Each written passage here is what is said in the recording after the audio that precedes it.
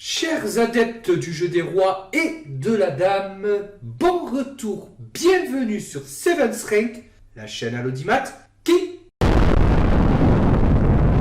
Alors aujourd'hui, je vais me faire un kiff plus gros que d'habitude puisque nous allons parler de mon joueur préféré, j'ai nommé le soviétique Yefim Geller, donc double champion du RSS, auteur de combinaisons plus spectaculaires les unes que les autres, ça tombe bien, ça rentre dans le cadre de cette vidéo, et rare joueur à avoir un score positif contre Bobby Fischer en match. Pour le reste, si vous désirez en savoir plus sur le mythique Geller, je vous invite à visionner une vidéo que j'ai réalisée sur l'une de ses parties, justement contre Bobby Fischer, et sans plus attendre, car je vous entends piaffer d'impatience, je vous souhaite à toutes et à tous un excellent visionnage.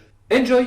Nous sommes à la 14e ronde du 47e championnat du RSS en décembre 1979 et je vous le donne en mille, ce championnat du RSS fut l'un des deux remportés par notre ami Geller.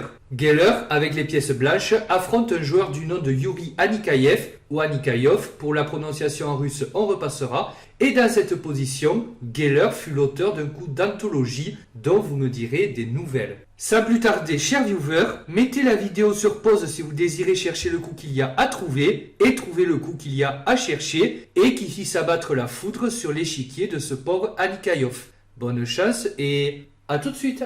Alors, avez-vous trouvé l'imprévisible, l'étincelant, le fracassant, l'inestimable Dame F7 échec? Bah bravo. Ce splendide sacrifice de la dame, accepté durant la partie, mène au mat dans toutes les variantes.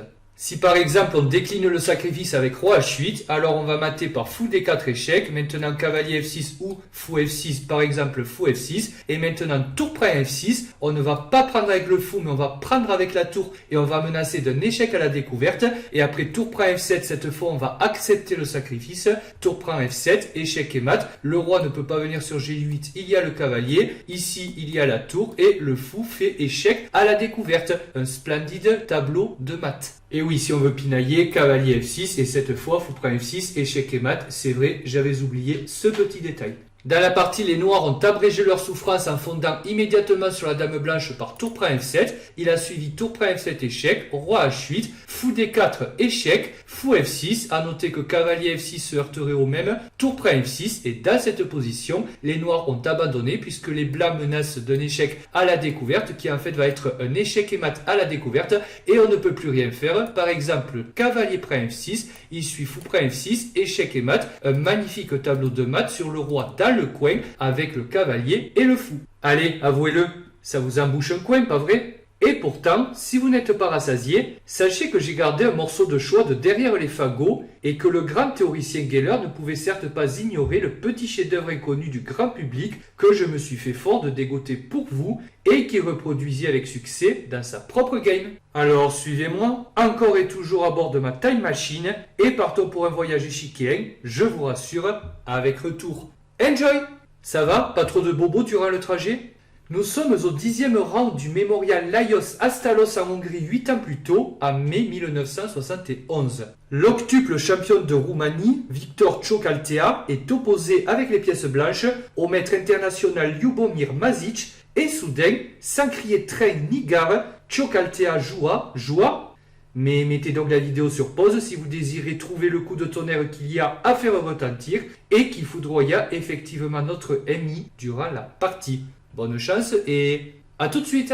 Et je suis sûr que cette fois, le splendide, l'inattendu, le décapant, l'incommensurablement génial d'emprunt F7 échec n'a pas échappé à votre œil de lynx. Si tel est le cas, félicitations. Dans la partie, une fois encore, la dame blanche a été acceptée. Cependant, on va mater dans toutes les variantes, même si le roi noir refuse la dame blanche. Par exemple, s'il va en H8, cette fois on va jouer dame G8 échec, double sacrifice de dame. On est obligé de prendre avec la tour, après quoi cavalier F7 échec, roi G7 seul coup, le cavalier ne pourra pas être pris, la tour veille au grain, et on va finir en beauté par fou H6, échec et mat. Dans la partie, les noirs ont encore une fois payé pour voir, mais après tour prend F7 échec classique, je pense que maintenant vous avez l'habitude, roi H8, fou D4 échec, fou F6, Tour prend F6 exactement comme dans la partie de tout à l'heure, sauf que cette fois il y a Dame G7, mais ce n'est pas grave. Tour prend D6 qui vient faire une découverte sur la Dame noire. La tour protège tout en récupérant un pion, donc on va récupérer la Dame dans tous les cas. Et si la Dame vient prendre le fou blanc, alors il va y avoir Tour prend D4 et vous pouvez compter, on va se retrouver avec du matériel net de plus. Donc ça, c'est amplement gagnant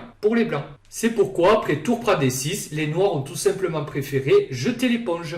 Et vous, qu'avez-vous pensé des magnifiques coups de dame de Geller et Tchokaltea? Les auriez-vous trouvés en partie? Les avez-vous trouvés ici? N'hésitez pas à me le dire en commentaire. Écoutez, cette vidéo est maintenant déjà terminée, donc j'espère qu'elle vous a plu. Comme d'habitude, si vous désirez donner un coup de pouce à la chaîne, vous pouvez toujours en laisser un en l'air sous les vidéos. Échéquistes de tous les pays, abonnez-vous. Et moi, je vous dis à très bientôt vers d'autres cieux échiqués.